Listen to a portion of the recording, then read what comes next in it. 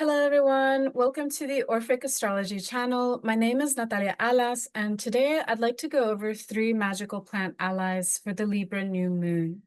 I have a separate video which goes into the lunation in collaboration with Antoinette MacKenzie of Pomegranate Astrology, which you can find linked below or on my channel if you go scrolling through there. So I won't go into the chart for the new moon here, and instead we'll be focusing this time on a few of Libra's plant sympathies. These 3 plants are associated with Libra's planetary rulers, and I chose to include them for the Libra new moon since it's currently their harvesting season, depending on the location. But there are a number of other Venusian herbs which we'll save for other occasions. Obviously, these are just recommendations, and my intention with these brief overviews is to inspire you to explore the magic of our plant allies during the new and full lunar phases and beyond. So I'm excited to explore these with you since the following 3 are some of my favorites to work with in general. They're incredibly versatile and especially nourishing. So if you have access to any of these, consider yourself blessed. The first magical plant ally for the Libra new moon is olive. Beautiful olive, Olea europaea. Accounts on the planetary ruler of olive actually vary. Some connect the plant to the sun, Saturn, or Jupiter. Al-Biruni, the 10th through 11th century Iranian polymath and astrologer, wrote that Saturn governs olives. Saturn tends to govern all things that are near eternal in their life cycle, like olive trees, which can live for thousands of years. Olives that aren't pressed for their oil are also often brined and produce a bitter flavor, 2 other qualities linked to Saturn. Al-Biruni also states that the sun governs tall trees with oily fruits. So while olive trees are not necessarily tall, the fruits are very oily.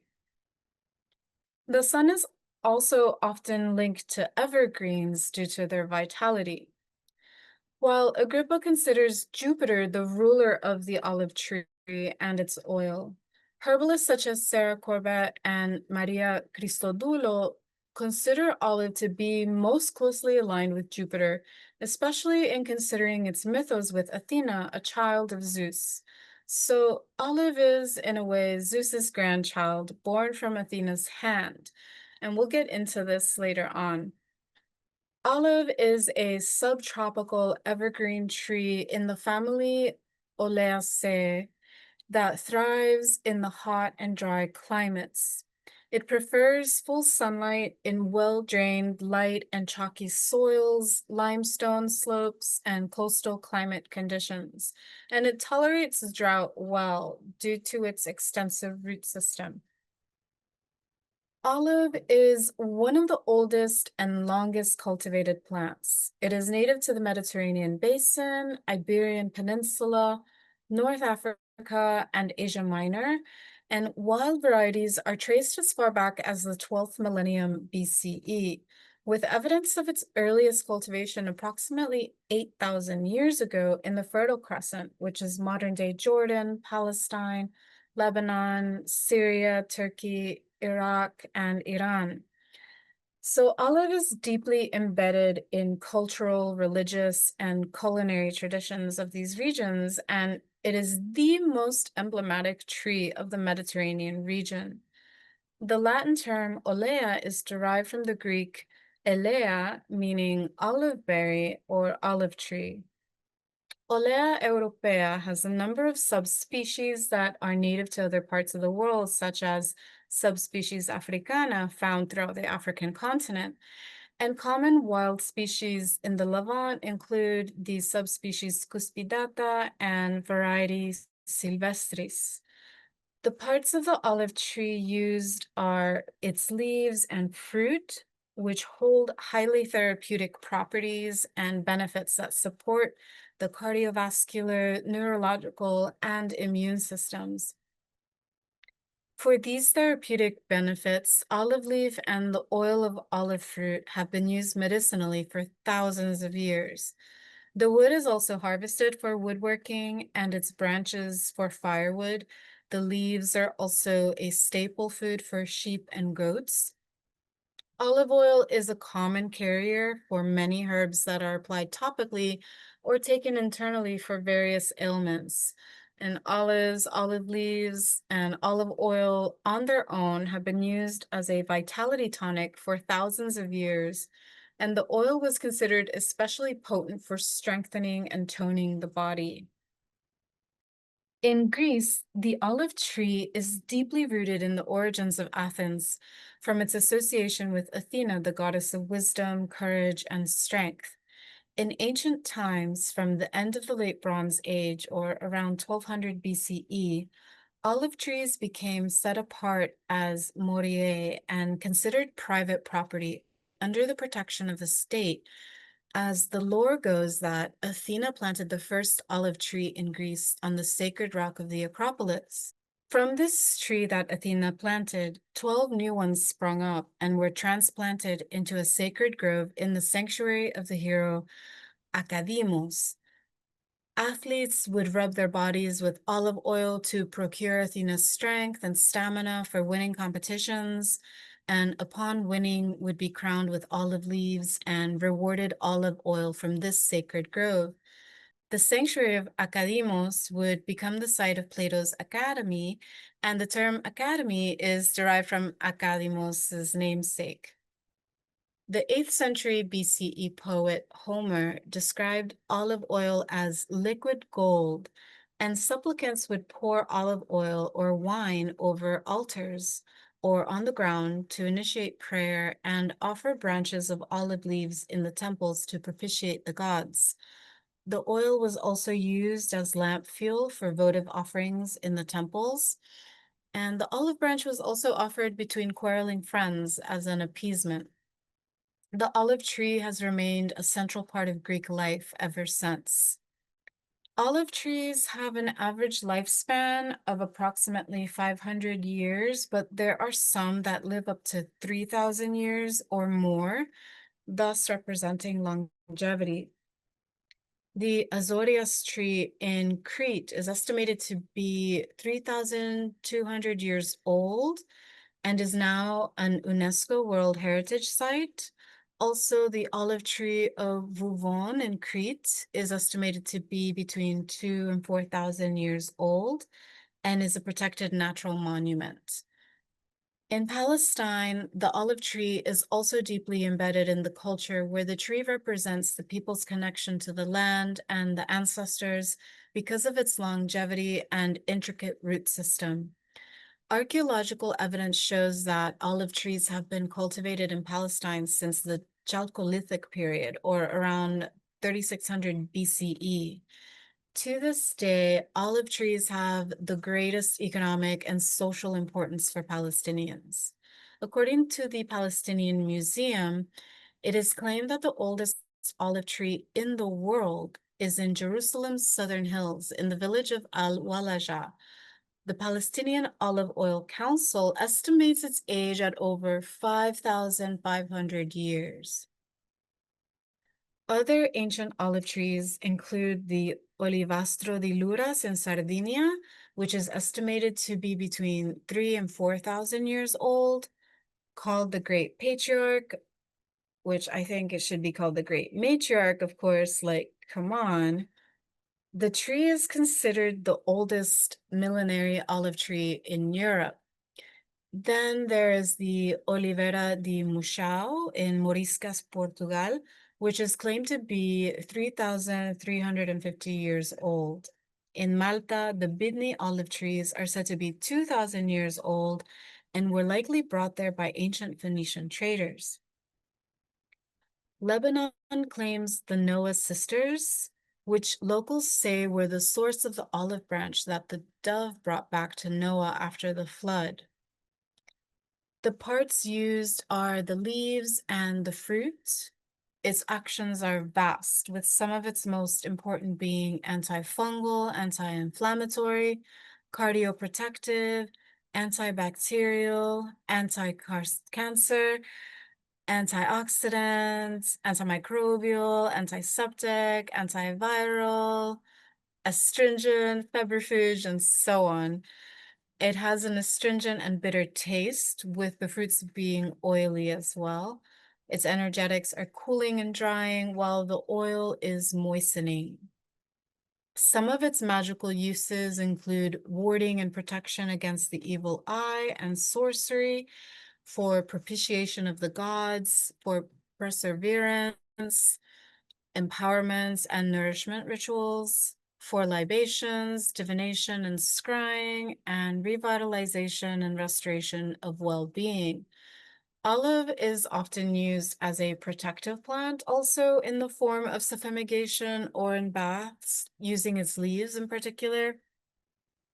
It also has applications in divination and is used for scrying in traditional folk Mediterranean divinatory rites.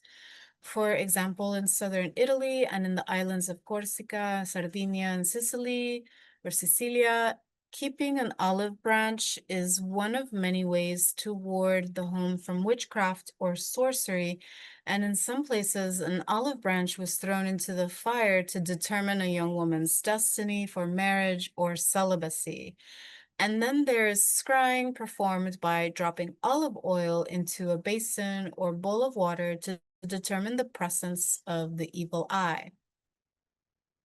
The oil is, again, a common carrier oil for other herbal infusions. It can be used for candle dressings and in oil blends. It can also be used in scrying, as mentioned, or for libations, and for anointing the body in initiatory rites, or for beauty, strength, and protection rituals. The leaves may be used in suffumigations or as altar offerings, and in spiritual baths, limpias, and floor washes. The flower essence also supports rest and rejuvenation, especially when you've reached a point of exhaustion. The second magical plant ally for the Libra New Moon is divine pomegranate, Punica granatum. Pomegranate makes the list for this lunation since its planetary ruler is Venus, and around this time of year during Libra season is when the fruit begins being harvested. Pomegranate is a fruit-bearing deciduous shrub in the family Lythraceae, native to Persia and northern India before being introduced to other parts of Asia, Africa, and Europe. Evidence suggests pomegranate has been cultivated by humans for edible use as early as 8,000 years ago in the early Bronze Age. And by 2000 BCE, the Phoenicians brought pomegranates to North Africa in modern-day Tunisia and Egypt, and to Western Turkey and Greece. Pomegranates later arrived in China by 100 BCE and were further spread throughout the Roman Empire by 800 CE. Much later, the Spanish introduced pomegranates to Central America, Mexico, South America, and Spanish Florida. Eventually, pomegranate made its way to the west coast of North America by 1770 and is still cultivated to this day in all these places. Its genus name, Punica, comes from the feminized name for Carthage, the ancient city in northern Tunisia that exported pomegranates to Italy. Originally, pomegranate was known as Malum punicum, or the apple of Carthage, but Linnaeus changed the name to Punica granatum, granatum meaning seedy or grainy. Its common name, pomegranate, comes to us from the medieval Latin pomum, which means apple, and granatum, meaning seeded.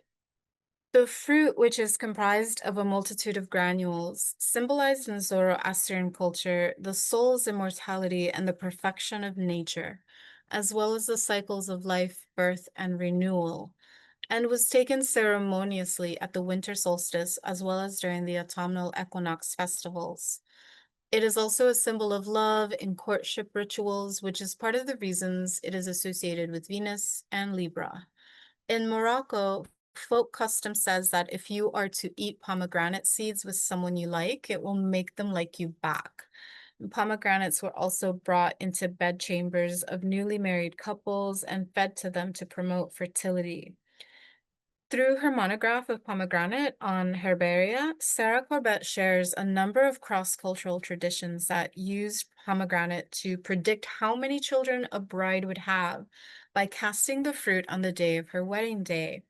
This was practiced among Amazigh women in North Africa and in Greece and Turkey and to Central West Asia.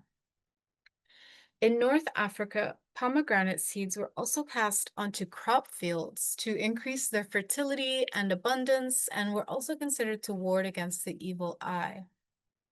Its associations with love and fertility and the planet Venus can be traced back to ancient Sumer, where pomegranates were offered to Inanna as one of her sacred fruits.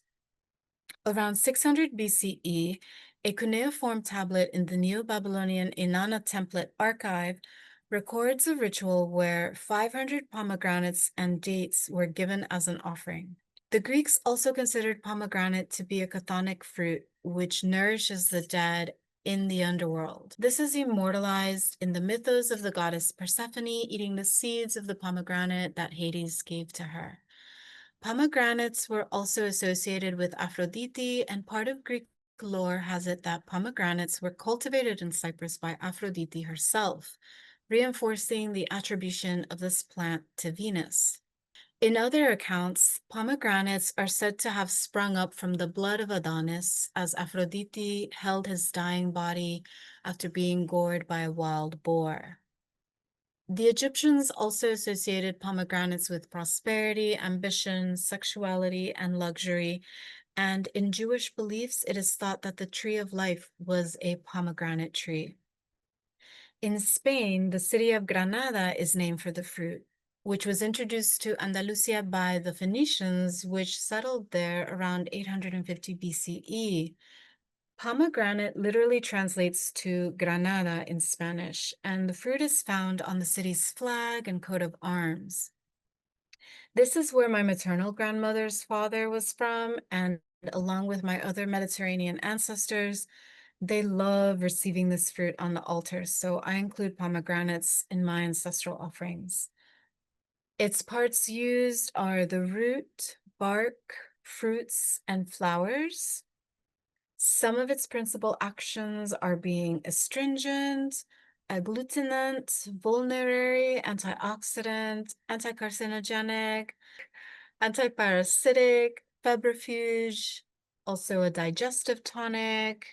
It's anti-inflammatory and cardioprotective and HEPA-protective. Its taste ranges from sweet and sour to bitter, and its energetics are cooling and drying. Some of its magical uses include warding and protection against the evil eye, workings for prosperity, fertility, as well as attraction or glamour magic and courting rituals, ancestral veneration, and birth work, death work, and spirit work. Pomegranate flower essences can be worked with to strengthen the heart in times of grief, distress, or disconnection. And in general, pomegranate is a powerful plant ally for underworld journeys, inner healing, rebirth, and transformation. The juice can be added to balms or made into ink and dye. The seeds can be added to oxymels and many other culinary recipes or eaten on their own. The skin can also be burned in fumigations. The third magical plant ally for the Libra New Moon is beloved rose or Rosa species. Rose is under Venus's rulership for so many and hopefully obvious reasons. This is another one of my absolute favorites, as it was the favorite of many women in my family, and so it also connects me with my matrilineal antepasados. Rose is a woody perennial flowering plant of the genus Rosa in the family Rosaceae. Native to the temperate and subtropical regions of the Northern Hemisphere, there are over 100 species of Rosa found across Asia, North Africa, Europe, North America, as well as parts of Australia and other parts of Africa, Central and South America, with the majority of the species being native to Asia. The origins of the rose are contested, but many believe the fragrant flower originated in Central Asia over 60 to 70 million years ago. These flowers evolved long before humans appeared, as indicated by some of its oldest fossil records in Colorado's Florissant fossil beds, dating back to 40 million years ago. Wild varieties have since spread across to all corners of the Northern Hemisphere, and human cultivation of roses likely began in Asia over 5,000 years ago. The name comes from the Latin rosa, which was perhaps borrowed from osken, and Greek rhodon, itself borrowed from Old Persian urdi. The rose is sacred and highly valued around the world. She has a deep symbolic significance across Zoroastrianism, Islam, Christianity, Rosicrucianism, and countless other cultures and spiritual practices. The earliest written records of rose are found in ancient Chinese and Sanskrit texts, as well as Mesopotamian cuneiform tablets. Some of the tablets describe the uses of rose and rose water, and distillation of roses would be perfected a few thousand years later by Ibn Sina, the Persian polymath and physician, who refined the process to create rose oil. In Moroccan herbalism, rosewater is used for digestion and constipation, and as an antibacterial eye wash and mouthwash. Rose is also considered a powerful purification agent used in birth and death rites. More broadly, in North African herbalism, rosewater from Rosa canina is drunk before meals to support digestion and aid heart disease and prevent headaches.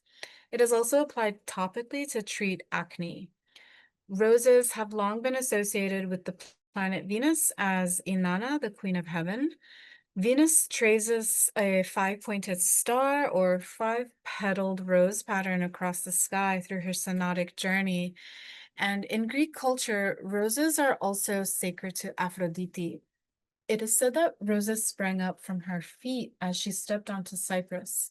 Sappho of Lesbos called Rose the queen of flowers, and Homer reflected on Rose as the tree of life or the tree of the world. In Zoroastrianism, roses are symbolic of the immortal angels, of protection and connection to the divine, with its fragrance carrying mystical powers, making the rose an important part of ceremony and worship to the god of light, Ahura Mazda. Zoroaster also says that the rose grew its thorns upon evil entering the world, and since then it has been symbolic of protection against evil. And Enrique Salmon, Raramuri scholar of American Indian Studies, writes that roses are special plants for many native peoples. They symbolize life, persistence, and survival. Rose motifs are seen in bead and quill work and other forms of visual expression, and they are mentioned in indigenous song. The parts of rose used are the flower petals, leaves, the fruit, also known as rose hips, and the roots. Its actions are also vast. The petals are depurant, attenuant, humectant, astringent, anti-inflammatory, antibacterial, febrifuge, a cardiovascular tonic, hemostatic, nervine relaxant, vulnerary. The rose hips are anti-scorbutic, antioxidant, demulcent as well, nutritive, anti-inflammatory. The list goes on. They're very, very, very powerful and medicinal. And rose's taste ranges from sweet to mildly bitter, pungent, astringent, and sour. Some consider rose to be cooling or warming. Sarah Corbett points out that because it is astringent, it can be drying, but rose hips are also demulcents when made as a cold infusion, and the pressed oil is deeply hydrating to the skin. And the flowers are also more moistening when fresh. Some of its magical uses include protection against malevolent forces, for love and attraction, or in glamour spells, in prosperity magic, for communing with the dead and the divine, in rituals of purification, and is a powerful agent for grief and trauma work. Rose can be prepared in many ways, including tinctures and flower essences, hydrosols and essential oils, rose water, or as an edible flower, and so on.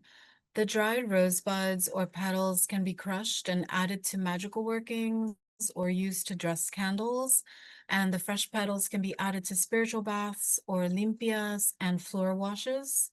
The dried petals can also be burned in fumigations, and the rose water can be sprayed to repel unwanted entities or clear heavy energies. Rose water is also a powerful cleansing water you can use to wash your hands before divination, scrying, or any other ritual work. That concludes this brief overview of 3 magical plant allies for the Libra new moon. Remember, you can work with these allies at any time. I hope you enjoyed this video and found some inspiration for working with these magical plants. Let me know your thoughts in the comments if any of these are also your favorites to work with, or if you have any special practices you use them in. And make sure you're subscribed to my channel and hit the like button to show your support for this series.